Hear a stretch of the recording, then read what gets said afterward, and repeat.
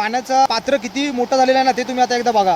म्हणजे अक्षरशः घरामध्ये मित्रांनो पाणी शिरलेलं आहे, सगळीकडे पाणीच झालं आहे। अचानक झालं, म्हणजे सकाळपासून लेवल होती पाण्याची। जर आमच्या पेडेगावमध्ये एवढं पाणी असेल तर माझ्यामध्ये चिकून तर 100% मित्रांनो पाणी भरलं असणार आहे। काय पाणी आहे बघा मित्रांनो, हे बघा, हे ब्रिजचे इथे एवढं पाणी आहे, कसं काय भरतं ना तेच कळत नाही।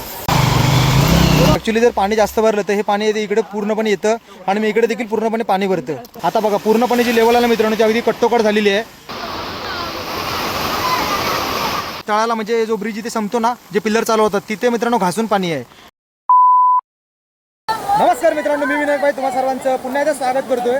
आता आपण आहोत चिपळूणमध्ये आणि पेडेगावमध्ये आहोत मित्रांनो, आणि मुसळधार पाऊस पडतोय चिपळूणमध्ये। तुम्हाला दाखवतो की पाण्याचा स्रोत कसा कसा कुठे कुठे गेलाय ना ते तुम्हाला दाखवतो व्हिडिओमध्ये।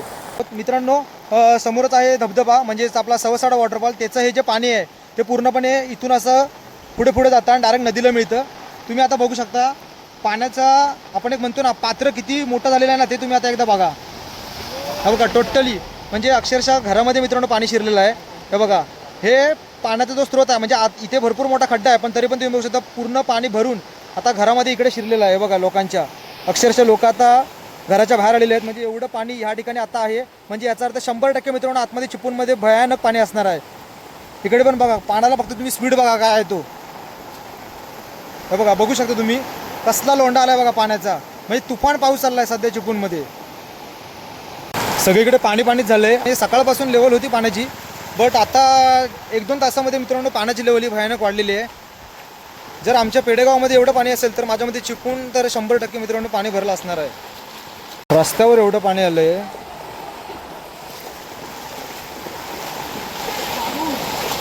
आता आपण आलेलो आहोत बरोबर मुंबई गोवा हायवेवरती। बघू शकता हा आहे आपला मुंबई गोवा हायवेचा उड्डाण ब्रिज आणि हा आहे सर्व्हिस रोड, समोरच आहे फरशी नाका। आणि आता तुम्हाला तिथे पण किती मोठ्या प्रमाणामध्ये पाणी साचताना ते दाखवतो। आणि काय इथे रेल्वेचा ब्रिज आहे ना मित्रांनो, त्या ठिकाणी खूप मोठ्या प्रमाणावर पाणी साठतं आणि त्याच्यामुळे हे जे ट्रॅफिक आहे ते झालेलं आहे।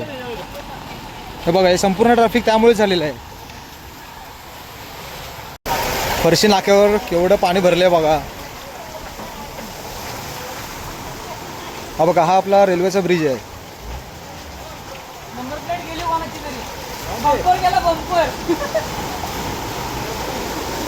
बंपर गेला केवढं पाणी साठतं बघा मित्रांनो। बंपर गेला वाटतं।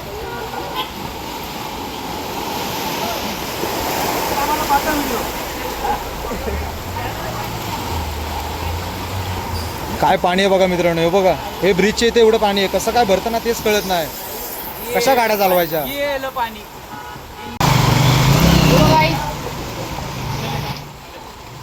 आता आपण चालू आहोत एंद्रनच्या दिशेने। तुम्ही तर आता बघितलं असेलच की आता आपण होतो बरोबर जो आपला ब्रिज आहे ना मित्रांनो फरशी नाक्याचा रेल्वेचा, त्या ठिकाणी तुम्ही बघितलं असाल की किती मोठ्या प्रमाणामध्ये मित्रांनो पाणी साठलेलं आहे। ते पाणी पहिलं पण साठायचं, पण आता कसं आहे पाऊस जास्त पडल्यामुळे मोठ्या प्रमाणामध्ये साठलंय। आता आपण अँद्रॉनच्या इथे जाऊया आणि अँद्रॉनचा जो ब्रिज आहे ना मित्रांनो त्याची तुम्हाला अपडेट देतो। तुम्ही मागच्या व्हिडिओमध्ये मी तुम्हाला अपडेट दिली होती की पाणी काय आहे, आणि आता तुम्हाला मी अपडेट देतो की पाण्याची लेवल काय आहे, म्हणजे तुम्हाला अंदाज येईल की किती मोठ्या प्रमाणामध्ये मित्रांनो चिपळूणमध्ये आतमध्ये पाणी गेलं असणार आहे। हे संपूर्ण मित्रांनो वाशिष्ठी नदीचं पात्र आहे आणि इथे सर्व शेती वगैरे केली जाते। ॲक्च्युली जर पाणी जास्त भरलं तर हे पाणी इकडे पूर्णपणे येतं आणि मी इकडे देखील पूर्णपणे पाणी भरतं। आणि हा आहे आपला अँद्रॉनचा ब्रिज। आता आपण ह्या अँद्रॉनच्या ब्रिजवर आलेलो आहोत। पाण्याची लेवल तुम्हाला एकदा दाखवतो। बाप रे, बघताना पण एवढं भयानक वाटते ना मित्र हो। बघू शकता तुम्ही, हे बघा हे आहे मित्रांनो वाशिष्ठी नदीचं पात्र आहे। आणि बघू शकता मी तुम्हाला मागच्या व्हिडिओमध्ये बोललो की तिथपर्यंत पाणी गेलं की मग पुढे शेतामध्ये जातं। आता बघा पूर्णपणे जी लेवल आहे ना मित्रांनो ती अगदी कट्टोकट झालेली आहे आणि जे पाणी आहे ते आता तुफान मित्रांनो अगदी मला तर वाटतं ब्रिजच्या अगदी तळाला, म्हणजे जो ब्रिज इथे संपतो ना, जे पिल्लर चालू होतात तिथे मित्रांनो घासून पाणी आहे।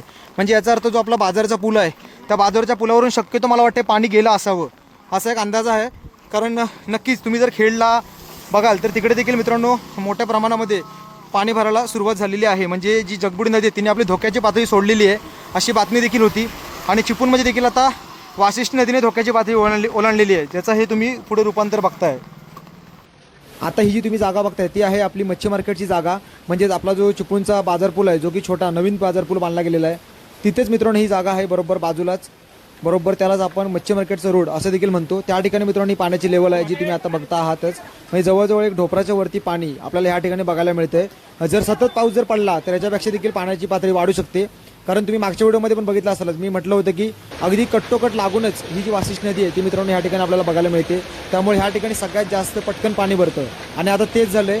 जर पाऊस वाढला तर इथे देखील पाणी जास्त प्रमाणामध्ये वाढू शकतं.